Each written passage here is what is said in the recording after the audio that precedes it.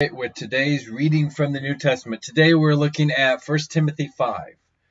Do not address an older man harshly, but appeal to him as a father. Speak to younger men as brothers, older women as mothers, and younger women as sisters with complete purity. Honor widows who are truly in need, but if a widow has children or grandchildren, they should first learn to fulfill their duty toward their own household and so repay their parents what is owed them.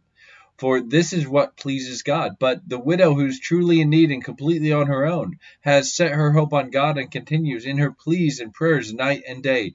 But the one who lives for pleasure is dead even while she lives. Reinforce these commands so that they will be beyond reproach. But if someone does not provide for his own, especially his own family, he is denied the faith and is worse than an unbeliever. No widow should be put on the list unless she's at least 60 years old and was the wife of one husband and has a good reputation and has a reputation for good works as one who has raised children. Practice hospitality, wash the feet of the saints, help those in distress as one who has exhibited all kinds of good work.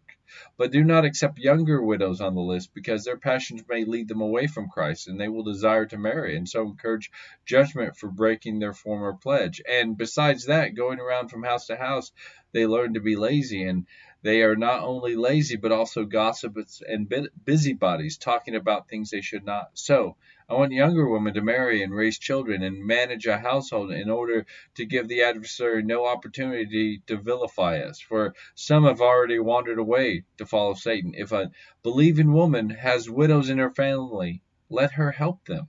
The church should not be burdened so that it may help the widows who are truly in need. Elders who provide effective leadership must be counted worthy of double honor, especially those who work hard speaking and teaching. For the scripture says, do not muzzle an ox while it is treading out the grain, and the worker deserves his pay.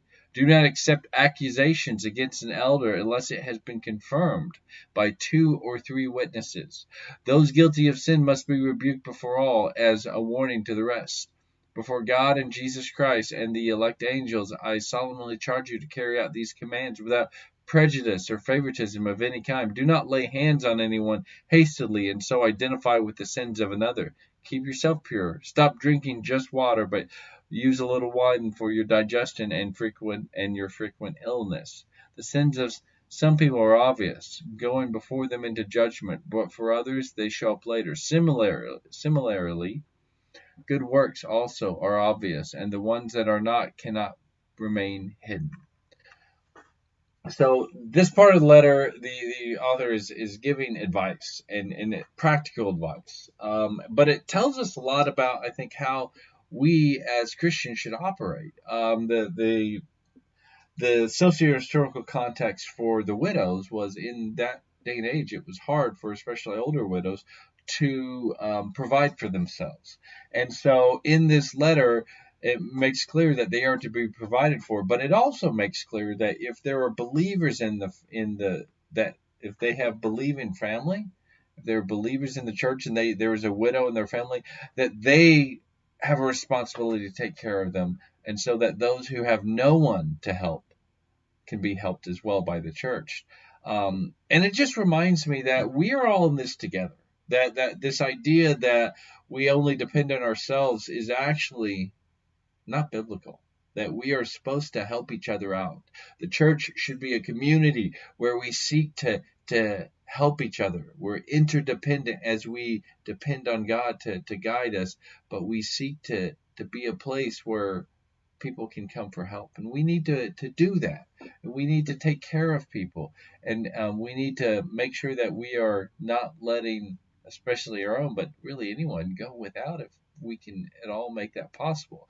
Now, it was also in this, it also says, well, there's not a place for laziness. It's not this idea that, the idea is the younger widows, they should, seek to still be productive, still, marry again, raise children or whatever, and manage the household. But this idea that, at a certain point that we'll just, widows just sit and do nothing, it should not be the case. In fact, I think that's one of the things that can apply to the church with when you have people who are in retirement. They're like, okay, I'm just going to sit back and do nothing. There is so much that the older generation can help the younger generations learn and be passed down to them. It saddens me when people have the attitude, well, I've served my time and that's it. When there are younger people that need help learning how to go about things and being mentored. And that can be such a huge thing. I know when I did youth ministry, that was something we tried to always make sure our youth were connected with older adults who could help them and just be with them and spend time with them and teach them in a very informal manner. I mean, we did meals and we tried to encourage our adults to come and eat at tables with our students and get to know them. That matters. Intergenerational connections matter. The churches needs to be a place where all the generations get together. Like I guess it was a month ago, almost, or I guess it was only a couple weeks. The first week in October, we did a Wednesday night where the adults and the youth did stuff together because we did a fellowship. And I'm like, this is a great opportunity. And we played some games and we had a short lesson, but it was really nice because I think sometimes we forget that we have to be deliberate about those things. And so, but we we have to make sure that we are taking care of each other, that we are seeking to have relationships with different generations. And you know one thing that is always on my mind is how do we pass down best the faith that we grew up in to next generations. And really the best way to do that all the research and all every is one on one, that we pass down what we know and we learn. And that needs to be done, and that's not done in a formal way. We're like, okay, here's everything you need to know, but it's done as we spend time together with people across the table, coffee or a meal or whatever, to just ask them how life is going, and as they share and as you talk, you get to explain, well, this is how to live, this is the way that we do things as a follower of Jesus. That's so important. So um yeah, so I hope you guys are doing well. That's my thoughts from the broad top today. I hope you guys are having a wonderful day.